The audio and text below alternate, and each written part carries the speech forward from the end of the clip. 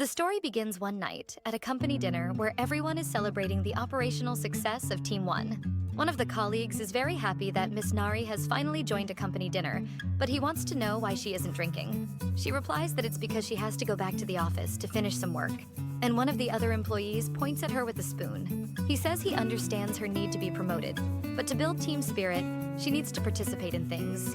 And he is disappointed in her.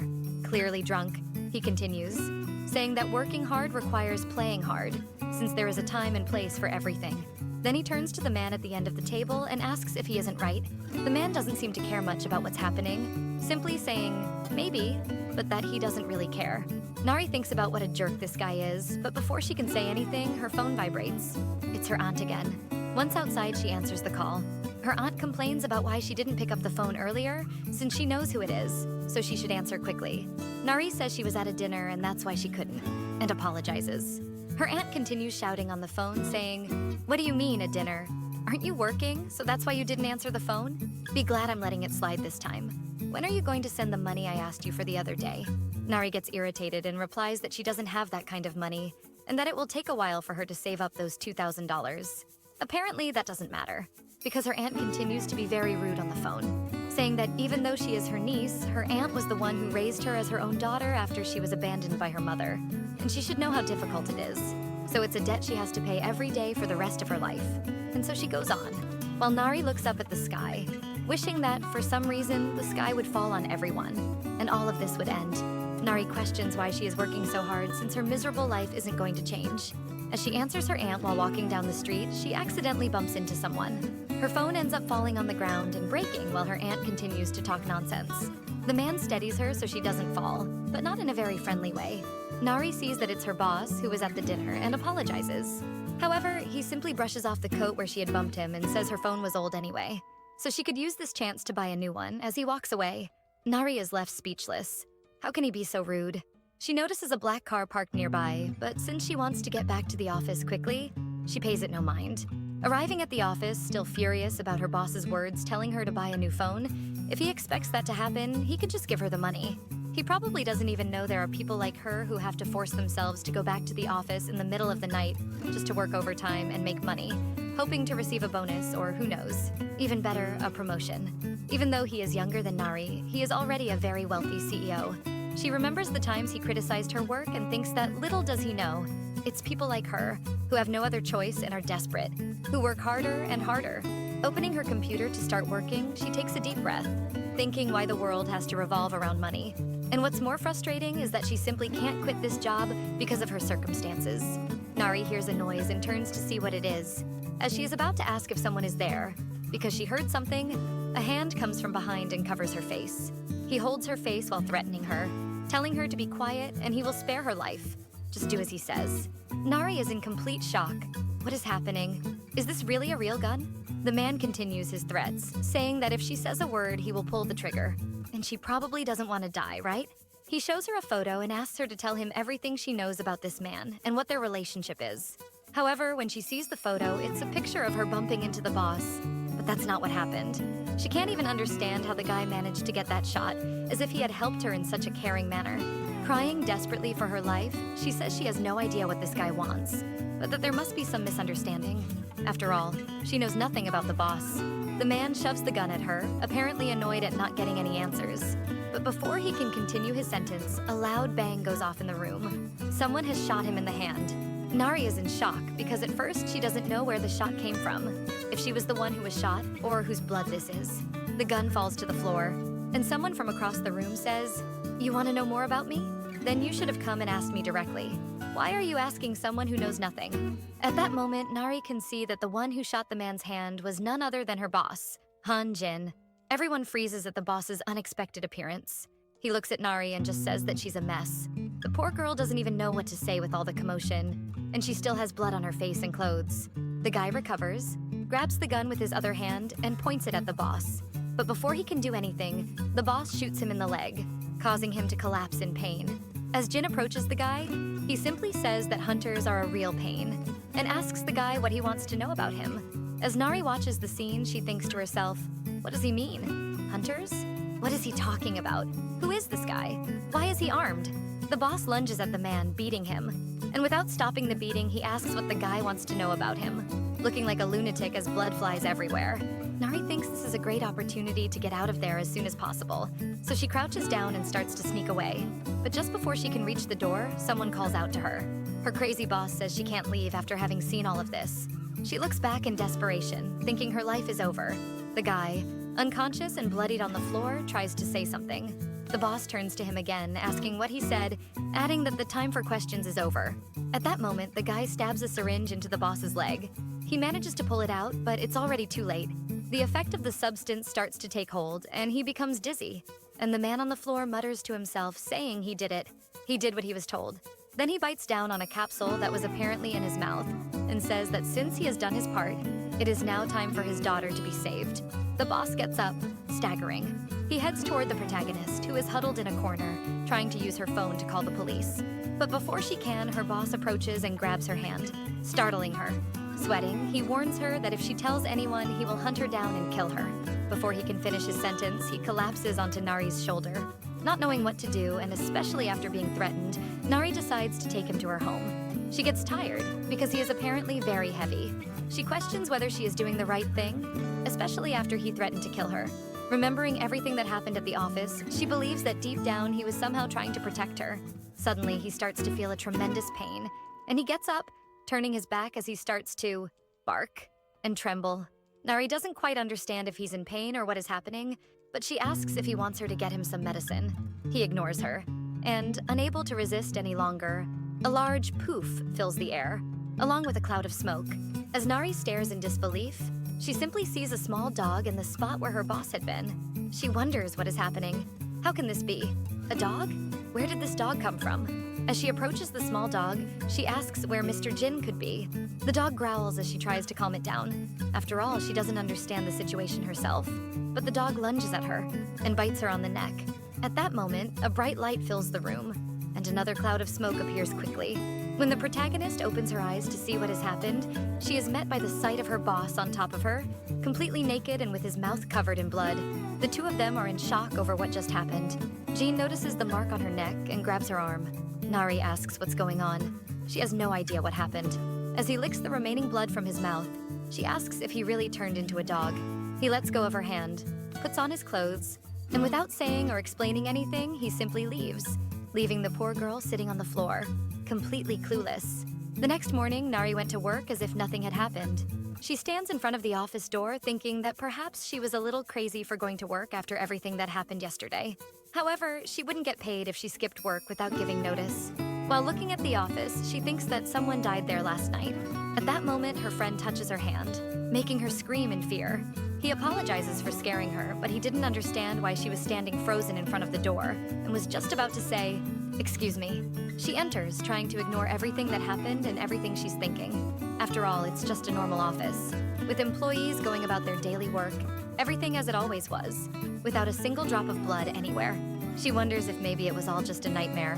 One of the employees says he's going to buy coffee for everyone and tells them to let him know what they want. He approaches Nari and asks if she wants some caffeine today.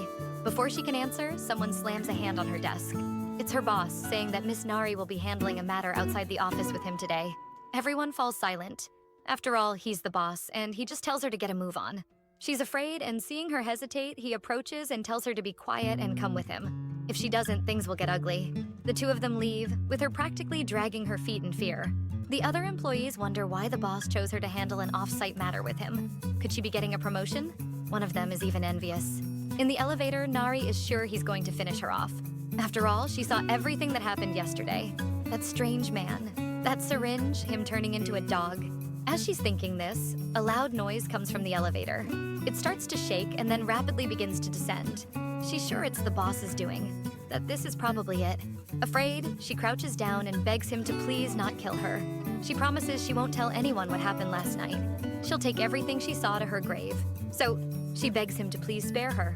However, the elevator suddenly stops and the elevator voice says, "You have arrived at basement level 9. The boss, seeing the whole pathetic scene, just tells her to get up and follow him. Still terrified and confused, she follows him. It had never once crossed her mind that something like this existed beneath the office. She notices it's very cold there. Jin tells her to stop looking around and to sit down. Hesitantly, she asks why he brought her here. since she had already said she wouldn't tell anyone and would forget everything from yesterday, which is exactly why she didn't call the police, just as he had asked. She adds that she's feeling very dizzy at the moment. He says she's getting things confused. The elevator dings, and she believes this is either her chance or she's done for. The assistant manager and Jun from her team step out of the elevator. For a moment, she thinks she might be saved and starts to tear up, asking for help. She runs towards them and begs them to please help her, saying that Mr. Jun is threatening to kill her. Jun shoves her, forcing her into the chair. Meanwhile, the assistant manager informs Mr. Jun that they took care of last night's events.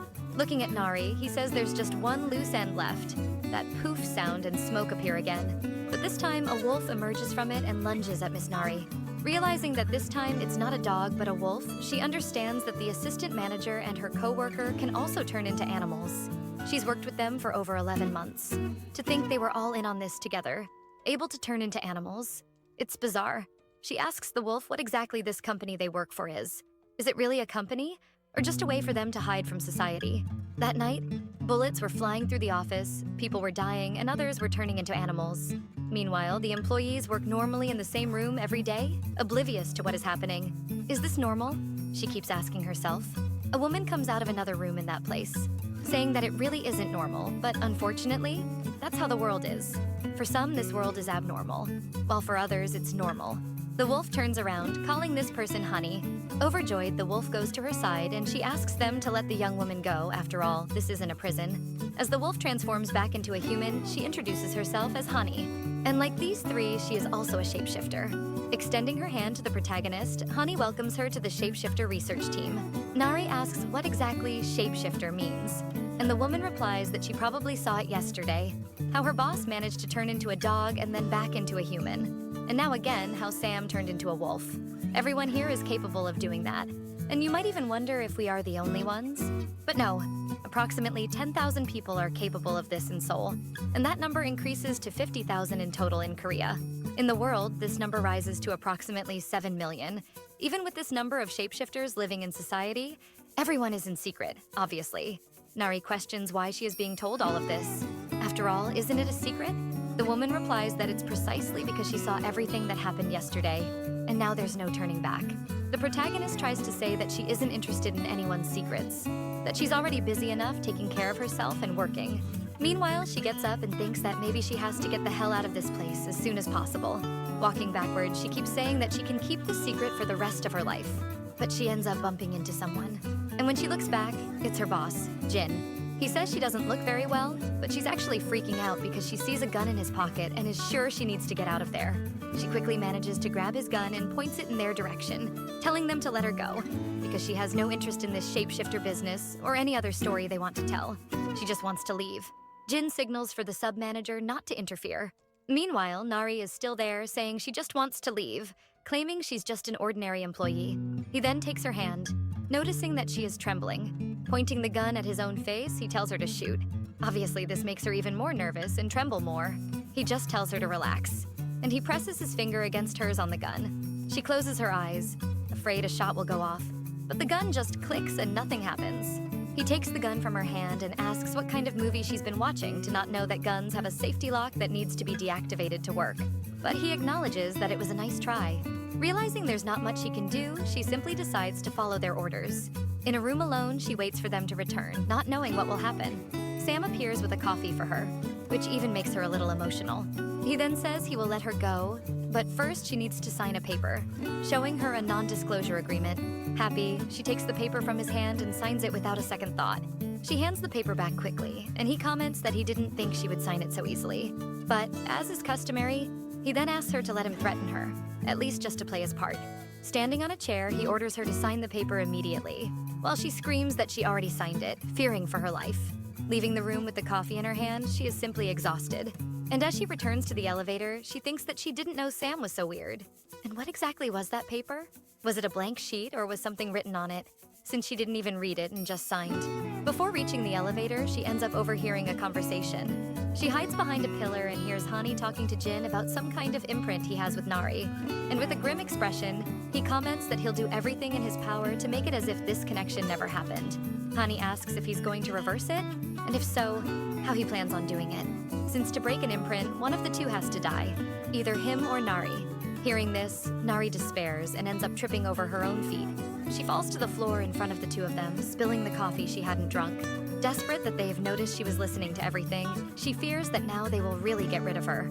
Jin approaches her on the floor, saying that for someone who claimed she'd live her life pretending she saw absolutely nothing, she seems to want to witness everything. Does she really want to live an ordinary life?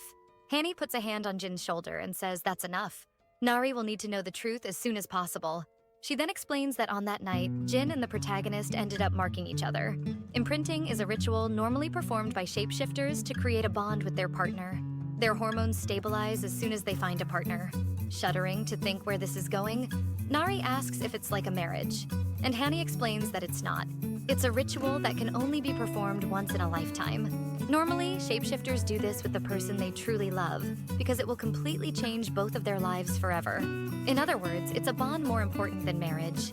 Hearing this, Nari runs desperately towards the elevator. She starts frantically pressing the button to get out of there as soon as possible, thinking, what do you mean something more important than a marriage? It also seems that calling the elevator isn't such an easy task, as she stands there for a while and nothing happens. While she screams in desperation, the assistant manager asks if it's okay to let her leave like that, and the boss explains they can just kill her if she says anything. Honey tells them not to worry. After all, she will come back since she and Jin now have an imprint, and them being apart causes adverse effects. Her coworkers, seeing she's already back from her meeting with the boss, are happy and want to know exactly what she did and if anything happened.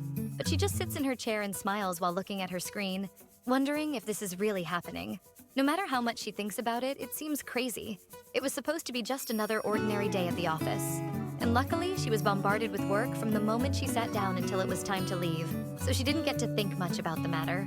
It seemed more like those events were part of a dream, something beyond reality that was over, and she was back to her routine. But as if to show that it hadn't been just a dream, she started to see things. For example, a colleague was eating a cookie at work, and she wondered if that woman was also a shapeshifter, perhaps a hamster. Another colleague was sleeping at work, inside a locker, and she questions if he could possibly be a bear. Maybe even the department head could be an eagle.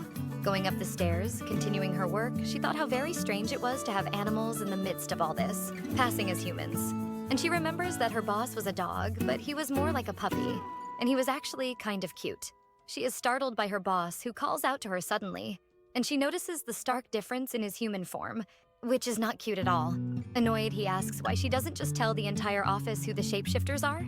Nari says she can't help it, because it's the first time she's found out about this, so it's a bit difficult for her to act natural. He asks if she has experienced anything strange during the day, like something different with her body or out of the ordinary. For a moment, she doesn't understand why he's asking that, until she remembers Hanny's words regarding the bond the two of them had created, and she concludes that perhaps he is already worrying about her because of it. Nervous that this is really the case, she pushes him and says she's fine, telling him to get out of the way. He gets annoyed but says nothing as she nervously goes down the stairs. Back at her desk, she doesn't know what worries her more. The fact that there are all these shapeshifters in the company without her having any idea, or the fact that her boss is now worrying about her. Her colleague, seeing all this, asks if she's really okay, because she seems a little strange today. The protagonist says that everything is fine. It's just that a lot has happened today, so she's still trying to process it all. Approaching her colleague, she decides to ask a somewhat bold question: what he would do if he discovered that humans could turn into animals. But before she can complete the sentence, the assistant manager walks by, looking at her with a very unfriendly expression, and holds up the agreement she had signed. Seeing this, she is now certain that he is a meerkat. Realizing that his colleague is going through a difficult time, the young man decides to try and help her. And when he searches for information about humans turning into animals, he remembers a writer named Jun, who always uses this theme in his novels. Believing she might be a fan of his, he decides to give the project to her. A few days later, Nari realizes she simply can't focus on work, thinking about everything that has happened and seeing that her colleagues are actually animals. In the meeting room, one of her managers says she hopes they can finish everything promised for this week without any issues. She then asks Nari how the preparations for the interview with the writer Jun are going. The protagonist, completely confused, asks what interview she's talking about as she knows nothing about it, which makes the manager a bit flustered, since the interview is tomorrow. Nari still thinks there has been some misunderstanding, but the manager doesn't want to hear excuses and tells her to get it all done today for approval before she leaves. Her colleague, who is tearfully listening to the whole exchange, hugs Nari and apologizes. He says that he simply forgot to tell her that he had included it in the project. Since she had commented about humans turning into animals that day, he thought she was a fan of the writer, and that's why he put her in charge of the project. But he ended up forgetting to tell her. Seeing there wasn't much she could do, she asked if the project at least offers incentives. The next day, she is arranging the papers for the interview, thinking about how her colleague always makes these innocent mistakes from time to time. She's a little irritated by it all, but remembers he said there was a big incentive for the project that everyone wanted. That was the only reason she decided to accept this mess. Jun is a genius writer who rose in popularity very quickly. He normally keeps everything about himself private, including his name and his appearance. And the fact that he is so mysterious and writes suspense novels has made him a bestseller. As she wonders what kind of person he is and how she'll manage to convince him to publish his book with them, she notices her arm has been itching lately. A handsome man approaches, saying it's a pleasure to meet her. He introduces himself as Jun and asks if she is Nari. Shocked to see he is a cat, she can only manage to answer yes. A moment after the shock, she hands him her business card, introducing herself as Nari and thanking him for the coffee. Besides being handsome, he also seems kind, telling her not to worry, since no one knows what he looks like. It's common for him to be the first to introduce himself. He mentions that he looked over the proposal she sent. He found it very interesting and asks if she wrote it herself, which she confirms. He mentions he was very impressed with her analysis, in which she said she could feel a sense of anger through his writing. It was almost as if he were trying to suppress the source of all that anger, and that the relief readers feel when a case is solved is akin to the freedom that comes from successfully suppressing that same anger. Of course, while he was speaking, all she could notice was how beautiful his hands and his voice were. He says it's the first time someone has offered an analysis different from the others, using words like anger, hatred, desire, and freedom. Nari isn't sure if this was a positive comment or not, but she explains she simply wrote what she thought when she read his stories, and that it wasn't meant as a critique. It was just that she felt those emotions bubbling up from the writing. She adds that perhaps those feelings might be her own. Seeing he has no response, she apologizes, saying that perhaps she was a bit out of line. She adds that it might not be just her, but that other readers might also sense a contradiction. Before she can finish explaining, he says he'll do it, that he'll work with her on his next novel. Before he can say anything, she apologizes and says she'll call him later, since she has started feeling something strange in her body. Sam enters the room noticing something is wrong and asks if this is the so-called adverse defect, and explains that the assistant manager has already gone to get her. But Jim believes that's not enough and that he needs to find her in person. Sam questions if he's really going to leave the office like this. And the moment they step out of the office, everyone is stunned. How adorable the puppy Sam is holding is. Taking advantage of his boss being defenseless, he jokes around and asks if people want to pet the puppy. Not knowing what to do with the fur appearing on her arm, Nari tries to hide it with her hands. She gets up a few times to look and wonders if this is dog fur. Jun, who doesn't understand anything that's happening, asks if she's okay. Nari replies that she's fine, just feeling a little unwell, but nothing too out of the ordinary, until a second puff occurs with dog fur now appearing. He notices she got nervous, stands up, and asks if he'd like to take her to the hospital. She says no, that she's fine. She's just going through something she can't quite explain at the moment. Finally, she realizes that the dog fur probably has something to do with her boss. Before she can take any action, Jun stands up and places his coat on her, which is surprising since he didn't notice the dog fur emerging from her chest. But okay. Jun remarks that she seems cold and that maybe it would be better for them to wrap up today's interview and for her to see a doctor as soon as possible, mentioning that she doesn't need to worry about his coat either, since she can simply return it the next time they meet. She bids farewell, apologizing profusely, and runs off, while he watches with the look of someone who knows what's going on. Sam is running with Jun in his arms while the dog is pissed, because Sam trolled him by having people pet him. The assistant manager contacts Sam saying he had been keeping an eye on her, but he lost sight of her when she ran off. At that moment, she opens the office door. Oh man, what a mess. Her colleague asks how the meeting went, but she doesn't even answer. She just asks where the boss is. All covered by the coat, she searches for him throughout the office like a crazy person. Meanwhile, he's behind her, desperate, looking for where she ended up, until finally they meet in the office corridor, and as if by magic, he returns to his human form, of course naked. In the basement, Hani is enjoying music while calmly drinking her coffee, until the two arrive shouting, asking what is happening and why they're feeling these things. She then explains that imprinting is a very significant act for a shapeshifter, precisely because it serves to stabilize their hormones and prevent transformation.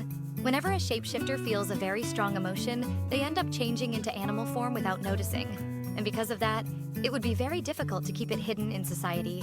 Precisely why imprinting is so important, as it helps them control this change and remain stable. In addition, one condition must be fulfilled to achieve perfect imprinting, and this condition is precisely the two involved being in love. With shock at this information, they clearly fail this condition and therefore have formed an imperfect bond. Hani says that perhaps this isn't a bad thing, because in fact it's impossible to undo a perfect bond. Nari becomes desperate. How is she going to survive with dog fur growing on her body? Meanwhile, the young woman thinks that if she can't break this bond, she might try to do something to alleviate the adverse effects. She realizes that perhaps the effects occur due to location, maybe distance, or even the increased heart rate, because they were both running. Suddenly, she turns around and says she has a hypothesis. Perhaps the two bodies have developed an inability to stay apart from each other. This information clearly leaves both of them nervous and unsure how they will resolve. Hani decides that it might be important to conduct some tests. The first phase is to separate the two by approximately 5 meters, and instantly some side effects began to appear, coming to the conclusion that the two need to maintain a certain distance to remain in human form. Sam comments, "Your bodies need one another," and Nari gets angry with him, telling him to stop making it seem stranger than it already is. Hani says that until they find a way to eliminate the side effects, it would be important for the two to maintain a proximity of up to 5 meters from each other.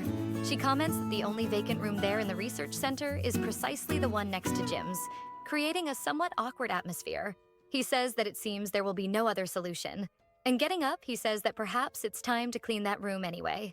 Sometime later, and somehow, the protagonist ended up temporarily moving into the research center. And in the room next to Jim's, Nari ended up not refusing the offer, because it's always good to save on rent, but she knows she can't stay there forever. That room she was in, even though it was in the basement and had no natural light, it somehow seemed full of life. She ends up finding a photo. It was apparently a photo of Jim with someone else. But before she could see properly, he appears and takes the photo from her hand, saying that he had probably forgotten it here. And she asks that next time he please knock on the door before entering. Jim looks serious as he tells Nari that he promises to find a way to end all of this soon, as quickly as possible.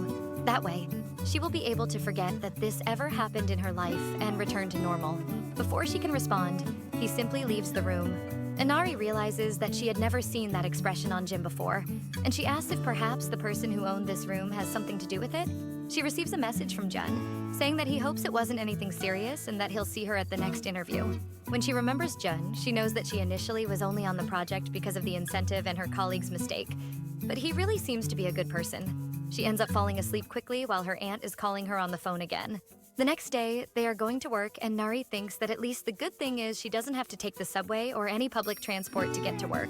Jim warns her that if she doesn't want to become a furball in the middle of the office, she'd better make sure to report every move she makes to him. When they arrive on the office floor, it seems there's some commotion. Nari approaches and asks what's happening. Everyone falls silent and looks a bit embarrassed, until one of her colleagues says that a woman claiming to be Nari's aunt is causing a scene outside the office. Nari runs off to see what's happening, and when she gets outside, she sees her aunt arguing with the security guard, saying her niece works here so they can't expel her. As soon as she sees Nari, she asks why she hadn't answered the phone. Forcing her to come to this place, Nari says this is her workplace, so she can't just show up and make a scene like that.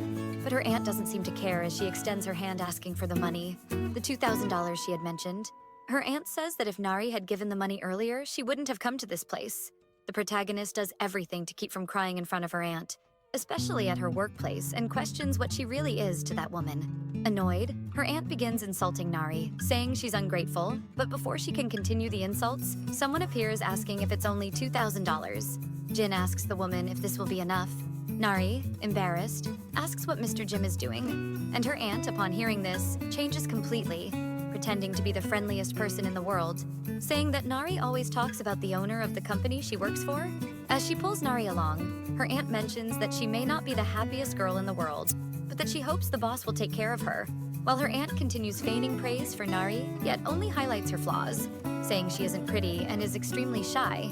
Jim doesn't seem to mind much as he fills out a form, until a comment catches his attention, when the aunt says exactly that she's glad Nari didn't take after her mother in terms of taste in men. Irritated, the protagonist can only think how pathetic and humiliating it is that she's grown accustomed to this feeling of helplessness.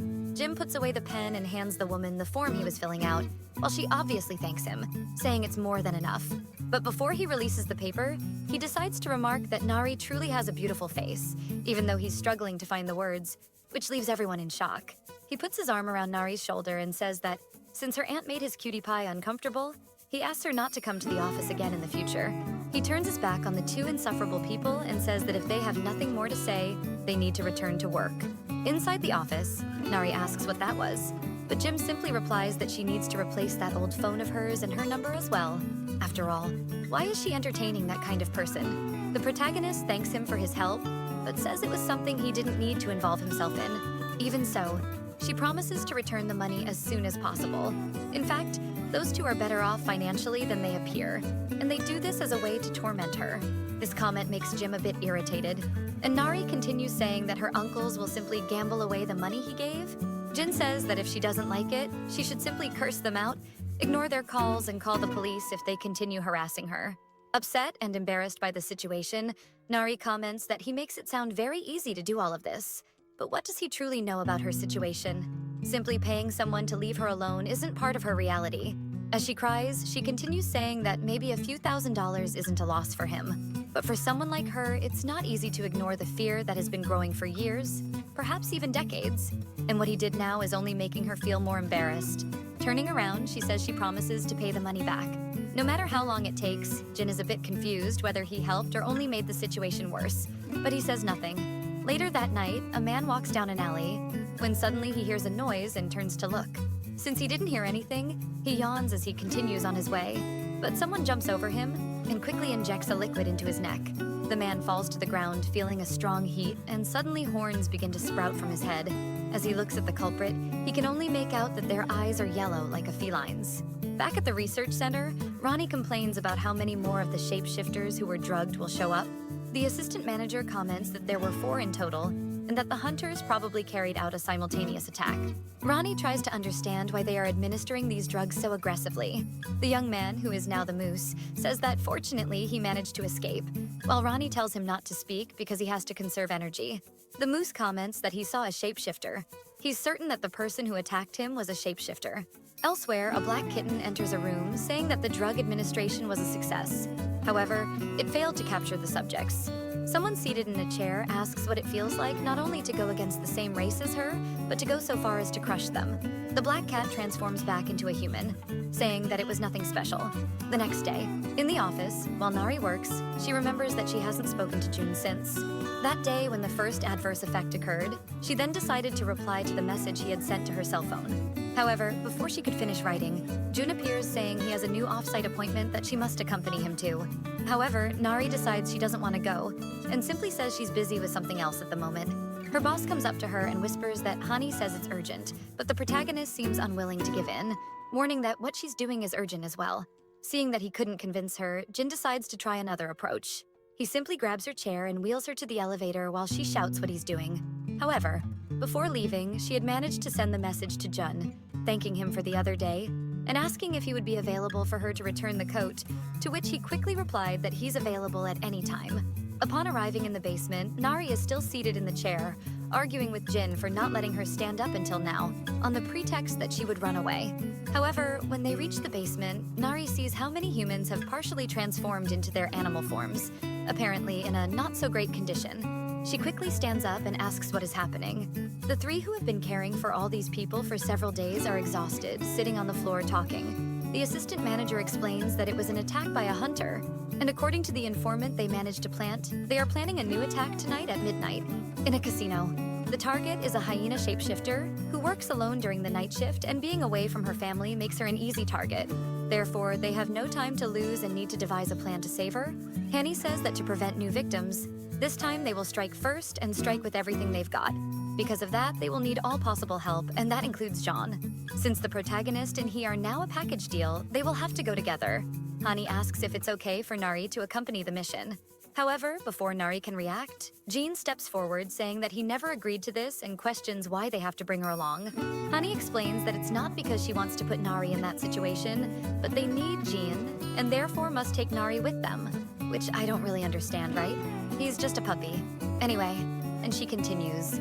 She understands why he is opposed, especially because she knows he can see it in Nari. But before she can finish the sentence, Jean tells her to be quiet and asks if nothing else matters to her. A tense atmosphere builds between the two, and poor Nari doesn't understand anything. After all, who are they talking about? Hani apologizes and says she only wanted to ask him to come along. Nari decides to intervene, saying she doesn't mind going along, especially because Jean needs to be on this mission. She can very well join the mission and hide in a corner while they do what needs to be done. They both look at her without answering, but it seems to be the only solution. That night at the casino entrance, Sam stays outside to ensure that no one enters the casino that night. Meanwhile, the assistant manager distributes the weapons for them to equip themselves, with everyone preparing. Even Nari receives one, despite not knowing what to do with it. Jin even jokes about how her stance was so good last time. She even fooled him by pretending to know how to shoot. He comes up behind her to help her understand how the weapon works, and she can only think that he's too close. He positions her hand and tells her that she always needs to disengage the safety before aiming. And almost whispering in her ear, he tells her not to forget that like last time. Inside the casino, the activity is normal. They've all already blended in with the other patrons. Or maybe they're just enjoying themselves. Until finally, someone enters through the door. It's a young man with a blemish on his face, and he immediately orders a whiskey from the bartender, who is the target for the night they must protect. As soon as the man drinks his beverage, another approaches, already placing a mask on his face. He simply throws a green smoke bomb and fires a shot into the air, telling everyone not to move. The assistant manager hadn't seen that coming and complains, asking what is really going on. Feeling his body grow weaker, Jin realizes he will lose consciousness. And they all faint in the middle of the casino. The men walk through the casino wearing masks and seeing the bodies lying unconscious on the floor. One of them says that everyone will regain consciousness in an hour and will have no memory of what happened there, since their target is unconscious on the hall table. Even before he can grab the woman, a red chip rolls across the casino floor. The man believes it was an accident that the chip fell from the table, and even starts remarking that this is how he bought his car. However, Sam grabs his hand, saying that this chip is actually his. The others become furious with Sam, since they were pretending to be unconscious. Realizing the plan is failing, the hunters decide to grab the target and run. As soon as they touch the woman at the counter, she drives a knife into the young man's arm. Removing the disguise, it turns out she wasn't the hyena woman, but Hani. Questioning why Sam didn't stick to the plan, the other guy, who is still conscious, begins shooting and reports over the radio that he needs backup. However, before he finishes requesting backup, he's surprised by a bullet to his ear. Jin also complains to Sam that if he had followed the plan exactly, they wouldn't be in this mess. Jin informs the assistant manager that the rest are probably outside, and he replies that he can sense there are about 15. Apparently, they brought the entire gang. So, they have to get ready to get out of there. Everyone agrees and heads toward the exit. Jin jumps over the counter to the hidden area behind, crouching. He asks if she's okay, and she nods, holding the gun in a somewhat peculiar way. Extending his hand, he says it's time to go. As they walk, the two men's bodies lie on the ground, and Jim asks her not to look.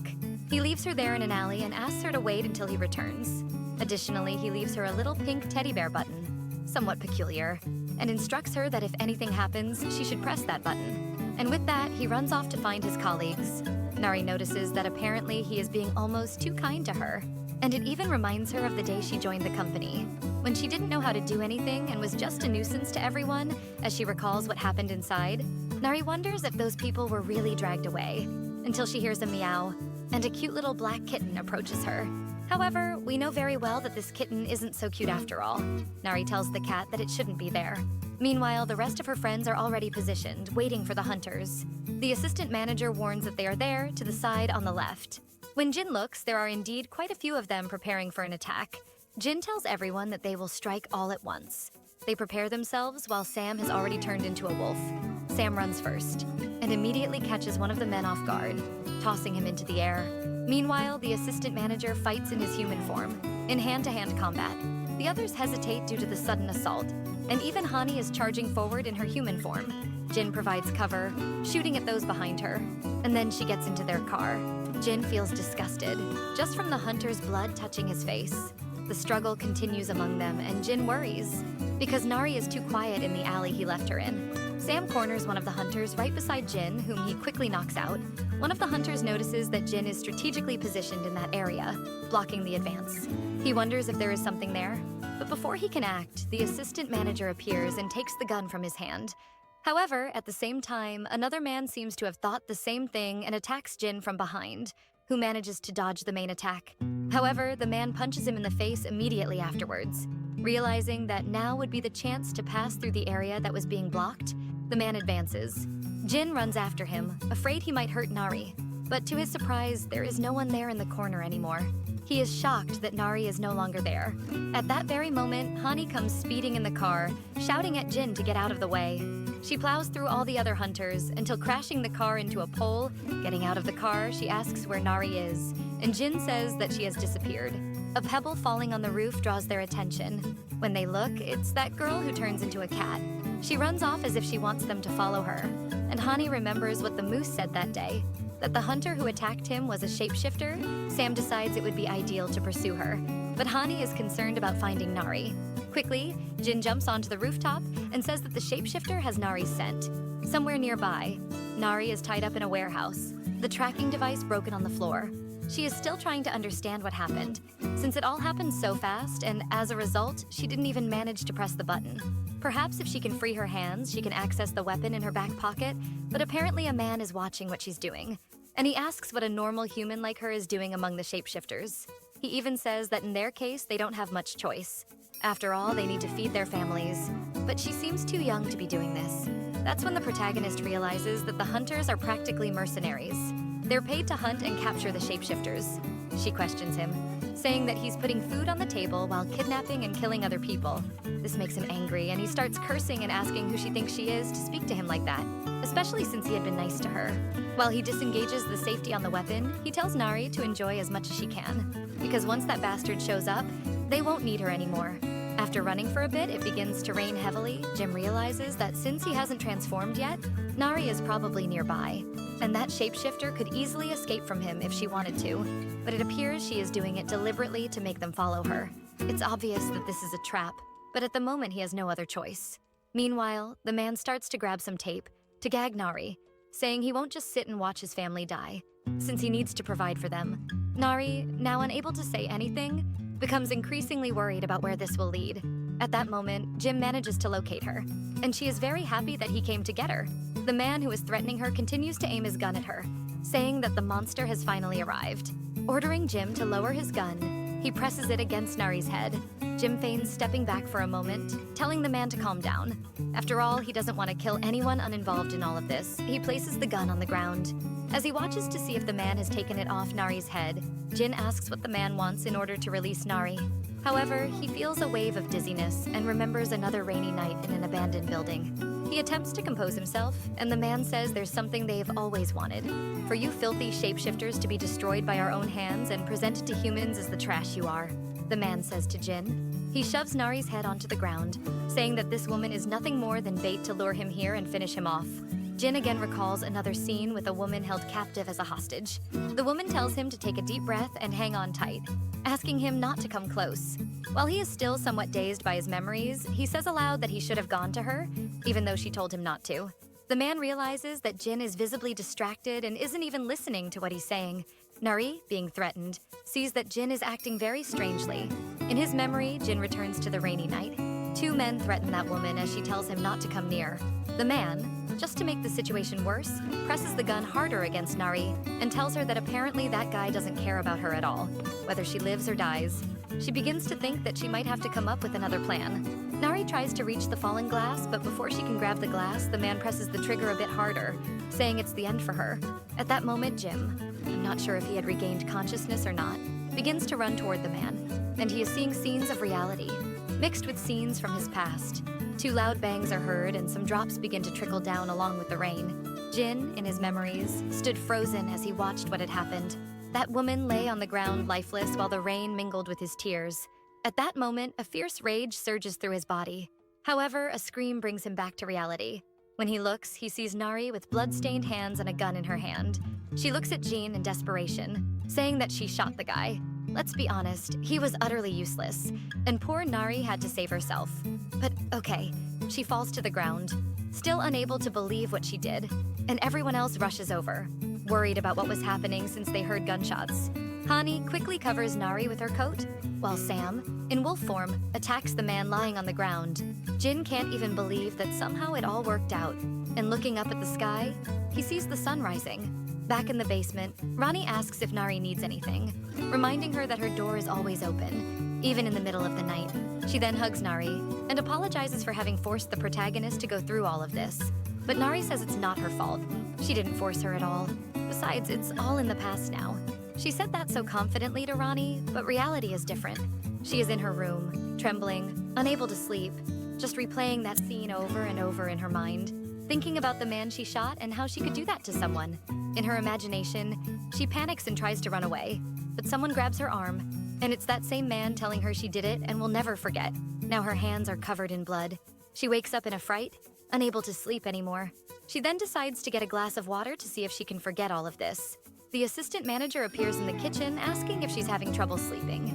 In Jim's room, he stares at the photo frame with that picture of the other woman, and he remembers the night when it all happened. The moment he saw her lying there, he simply couldn't believe it was really happening. But he had to do everything he could to control his emotions and not transform in front of those men. Obviously, that was impossible. And suddenly, poof, he turns into a puppy and runs away. Still shaken by all his memories, Ronnie opens the bedroom door and comes in to see if he's all right.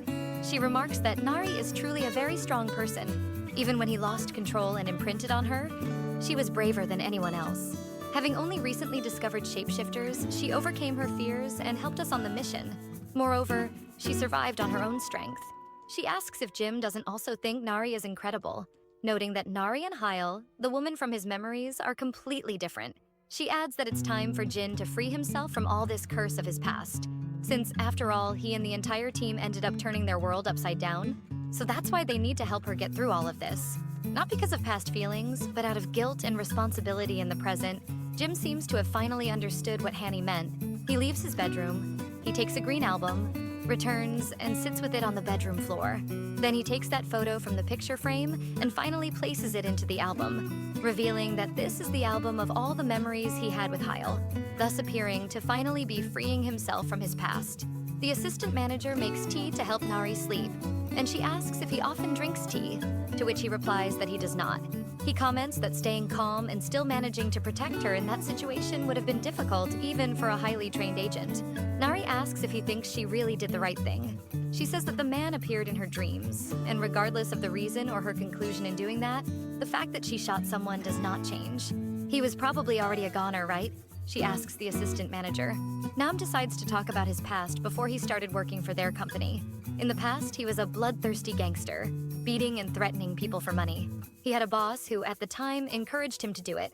And without a doubt, he was a piece of scum. Someone who could not tell right from wrong. Intimidating people and violence were the only things he knew how to do. At the time, he did not understand other ways he could use his strength. And even today, words cannot describe how much he regrets his past actions. Nari comments that surely he had his reasons for doing that at the time. But he replies that no one becomes a gangster for justifiable reasons. One of the events that marked his memory was a day he beat up a man. And even while lying on the ground, the man asked them if they considered themselves truly human. After all, the only thing those people wanted was to live a normal, dignified life. So why was that gang doing this? Because of those words, Sam knew that he could not be forgiven. Even when he had the chance to stop, he continued to shift his focus to something else. His boss at that time was very grateful to him for being the strongest, and at that time offered him a job that would pay double. Of course he accepted. His boss at the door said there was no need to be nervous. Just go in there and find the guy. As soon as he entered the place, the door closed behind him. He tried desperately to open it, but to no avail. Startled, he realizes they threw something, and when he looks, there is a large net to trap him. Unable to do much, he ends up falling into the net, and immediately afterwards, several syringes are thrown in his direction. He tries to defend himself, but the syringes still hit his arm, and in this way, he immediately begins to feel sick and falls to the ground, until suddenly, he transforms into a meerkat, trying everything to escape. He bites the net until he tears it, and thus manages to flee. Getting to a corner, he sits for a moment to recover and manages to return to his human form. Instead of feeling betrayed, he could only feel that he was being punished for his sins, the sins of having ruined countless lives. Thus, as if from nowhere, someone appears beside him, asking if he is a shapeshifter. Quickly, he jumps back, preparing to defend himself. But the man says he is one too, so he doesn't need to worry. He was Jin's father, known to everyone, leader of the Korean Shapeshifter Society, Mr. Jisong, and that's how they met for the first time. Mr. Jisong asked him if he didn't know this building was full of hunters. Nam explains that he knew nothing, that he was only sent there to check on some matters. Jin's father explains that those traps belong to him, and because of that, they have all been activated now, and the syringe was a neutralizer. But sensing the threat, he says he will need his help. Mr. Jisong remarks that his calloused hands likely indicate he knows how to fight, and asks if he was doing it to survive. Beginning the briefing on the plan, he explains that the objective is to reach the top, and since there is no electricity, they must use the stairs. Since the trap was triggered as soon as Nam entered the building, the hunters probably already know there's an intruder, so they need to act quickly. Even before they begin climbing, Nam says he can sense 4 people on the floor above them, and 5 on each subsequent floor. He explains that this is a special ability because he is a meerkat, which Mr. Jisong highly approves of, since it's very useful. One of the hunters watches the sun set between the stairwells until he is surprised by a blow to the back of the neck. Apparently Nam can no longer keep climbing the stairs, and Mr. Jisong asks if he isn't too young to already be so out of shape. He adds that it's great to have someone so vigilant by his side. Since his senses are so sharp, he'll probably use that in everyday life. Nam replies that he does, but remembers the terrible things he did using his ability. Before he can vent, several sounds of fighting are heard on the upper floor, and they continue climbing, defeating all the hunters in their path. Nam asks what exactly is on the top floor that Mr. Jisong would be alone in a place like this. As he looks at the guard standing at the door, he says he will soon find out. He quickly takes the man by surprise, defeating him. He then begins to pick the lock of the door. Shortly thereafter, reinforcements appear. Nam reacts quickly, defeating one of them, but the other manages to get through and heads toward Mr. Jisong with a bat. Before he can land the attack, Nam runs forward and blocks the blow with his arm. However, due to the force applied, it also hits his head, causing it to bleed. Even so, he reacts and knocks the man out. Mr. Jisong realizes he can count on Nam to continue opening the door, but 2 more henchmen appear, attempting to shoot them both. However, before they can hit, Nam rushes forward and quickly knocks both of them out, reaching his limit just as Jisong manages to open the door. He collapses to the ground, a bit dazed, and from that locked door emerge several shapeshifter children. As Nam loses consciousness, he realizes that this was what they were trying to save. Or rather, what Jisong had been trying to save from the beginning. Sometime later, he wakes up in a hospital room. Someone tosses a can in his direction. It is Mr. Jisong who is there. Nam has many questions to ask, but he decides to ask first why Mr. Jisong risked so much in that place, knowing there were so many hunters. He says as if it were nothing, that it was because he was sure Nam would help him. And as if to taunt him, Mr. Jisong asks Nam how he felt. After all, he didn't just save Mr. Jisong, but helped rescue those innocent children who had been kidnapped by the hunters. It was precisely those strong hands of yours that helped make this happen. Placing a small piece of paper in Nam's hand, Mr. Jisong says that this is what strength should be used for. As he leaves, he finishes the phrase, saying that giving back or protecting something is better than taking something. Nam becomes very thoughtful for the first time, trying to focus on what matters and not just divert his attention from what is right. Looking at the paper, he notices that it is Mr. Jisong's publisher's card. Back in the present time, Nam, who is now the assistant manager, apologizes to Nari for telling such a long story, but he wanted to explain to her exactly what the company's former owner had told him. Thus, he bows to Nari and thanks her for using her courage and strength to keep not only herself but also them, the shapeshifters, safe.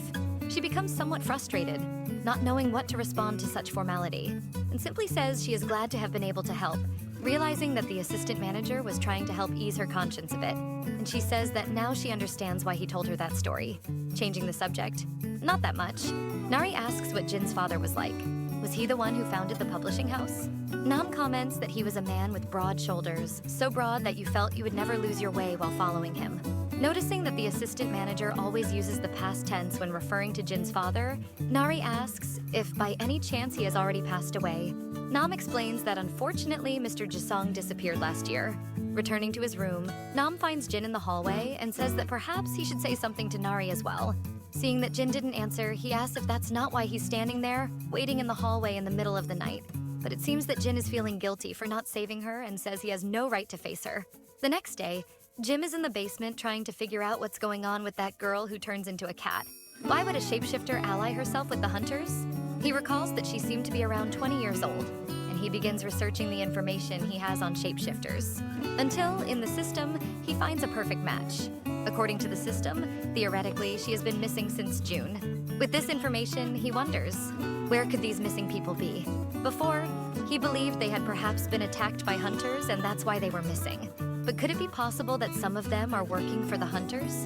He sees the photo of his father, who has been missing since October, which makes him a bit annoyed at that hypothesis. On the upper floors in the office, one of Nari's colleagues is working while staring at her, believing that she is working hard again, which even excites him, wanting to be as professional as she is. But the truth is that she is sleeping. The manager notices and abruptly wakes her up. Before she falls out of the chair, Jim appears holding her and says it was actually because he made her work overtime yesterday. He also tells her that he needs her to come to his office. Everyone in the office is surprised at how their relationship has changed in the last few days. Some are even jealous. In the office, Jim tells Nari that he needs to ask her something. But when he looks at her, he sees she doesn't seem well, and she says she couldn't sleep the night before. He then stands up, seats her on the sofa, and places a coat over her shoulders. Back at her chair, he tells her to rest until the end of the night, promising to keep it secret from her manager. After some time, as always, Sam enters Jim's office without knocking. He notices Nari sleeping on the sofa, and Jim asks him to be quiet. Sam then takes advantage and lies down on the sofa too. Of course, Jim questions what he's doing, but Sam says he's tired too. Before he can lie down, he's kicked out by the boss. After a long nap, Nari wakes up all disheveled, not even knowing where she is, and asks Jim how long she slept. He comments that she was probably very tired. After all, she even snored, while she panics, apologizing. He sits beside her to fix her hair and says he was only teasing, trying to break that awkward mood between them from yesterday. Jim comments that she was probably having a good sleep. Smiling, Nari says that for the first time, yes, changing the subject, or rather returning to it, Jean explains the real reason he called her to his office. He asks if yesterday, before she was kidnapped, she had contact with anyone other than the hunters. Recalling the events of last night, Nari says she doesn't remember anything, until Jin points out that animals count too, and then she remembers that, yes, while she was in the alley, a black cat approached her, and even though she spoke to it, it stayed still, watching her, then disappeared. Jin realizes it really was that shapeshifter, but he doesn't understand why she didn't attack Nari. Moreover, she did everything to lead them to Nari. Jin then asks if Nari, for some reason, had seen that cat before. Back at Hunter HQ, the boss in the chair, whose identity remains unknown, says she was acting very out of character, asking if, by any chance, she thinks he wouldn't find out. Apparently, he is scolding that girl who turns into a cat. She remembers that years ago, while listening to music, a truck was about to run her over. But before she could become another character in an isekai, she managed to escape. The driver got out to check, but was confused to find no one there. And in an alley near the accident, there was an injured kitten trembling all over. It began wandering aimlessly, its little paw injured, until it grew skittish as someone approached, who coincidentally was Nari.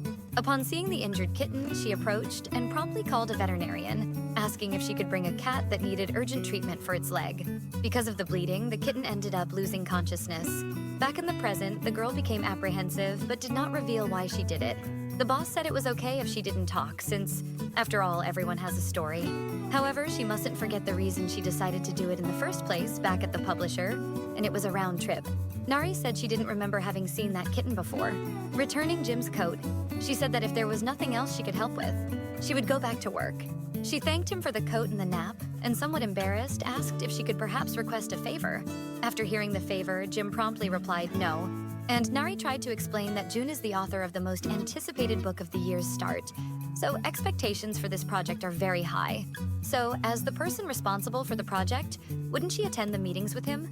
Just because she couldn't be physically away from Jim, he said that wasn't the only problem.